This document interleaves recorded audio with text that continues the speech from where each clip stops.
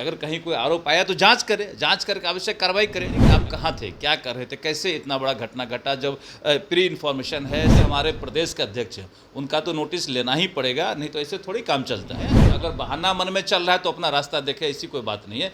अग्निपथ पर बिहार की अग्नि परीक्षा है। छात्र सड़क पर हैं, आगजनी हो रही है और जो रार है वो सियासी भी दिख रहा है।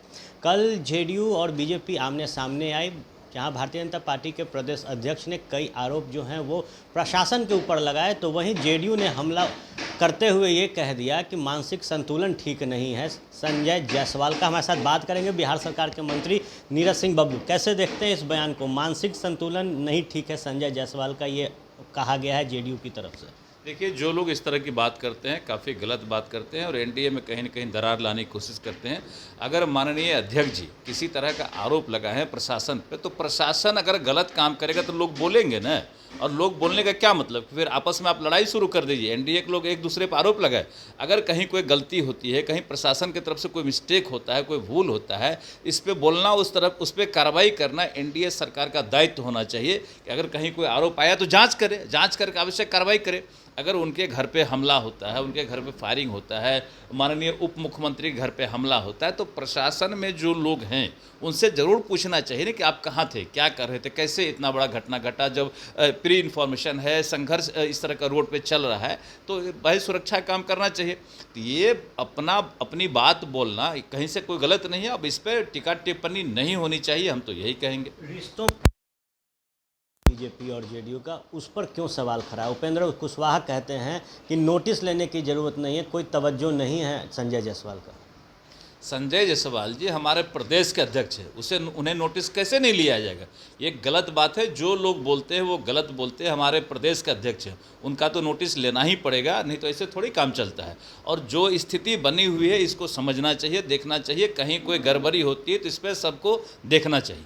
गठबंधन को लेकर सवाल खड़े हो रहे हैं कि गठबंधन कहीं ना कहीं जो है वो टूट के कगार पर है। कैसे इसको देख रहे हैं?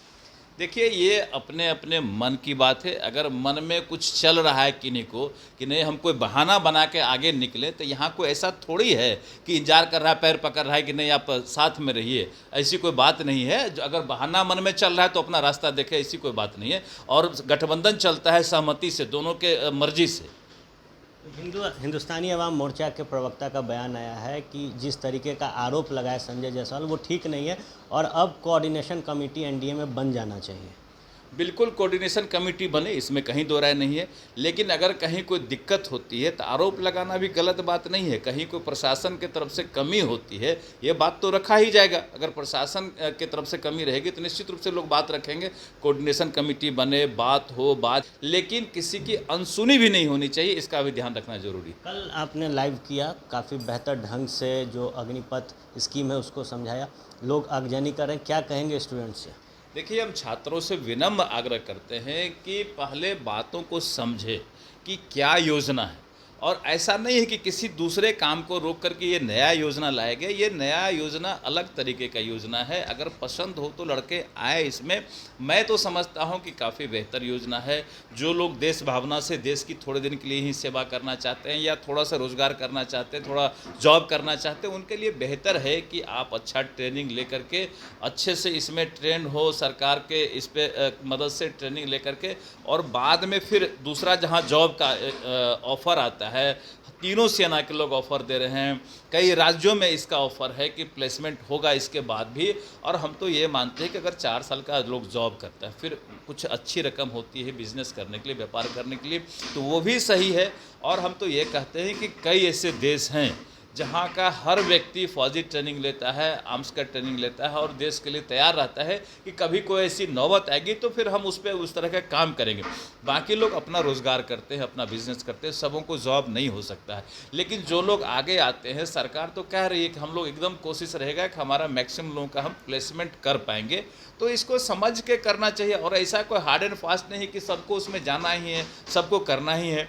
बाकी और जॉब तो निकलते रहता है फौज में। ऐसा थोड़े कि बहाली अब ख़त्म हो जाएगा, इसी में बहाली होगा, इसके बाद फौज में बहाली नहीं होगा। जो फौज की बहाली है मुझे लगता है वो भी चलता रहेगा, ये भी चलता रहेगा। तो लोग समझे, बहकावे में ना आए।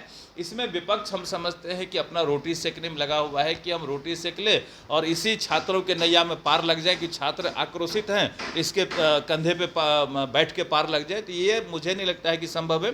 धीरे धीरे जो छात्र समझ रहे हैं वो बैक हो रहे हैं, जो नहीं समझ पा रहे हैं, जिसको लोग मिसगाइड कर रहा है, और हम समझते हैं कि जो विपक्ष का गुंडा लोग है वो लोग भी सामने आकर के इस तरह का काम कर रहा है, छात्रों के वेश में कुछ ज़्यादा नुकसान कर रहे हैं।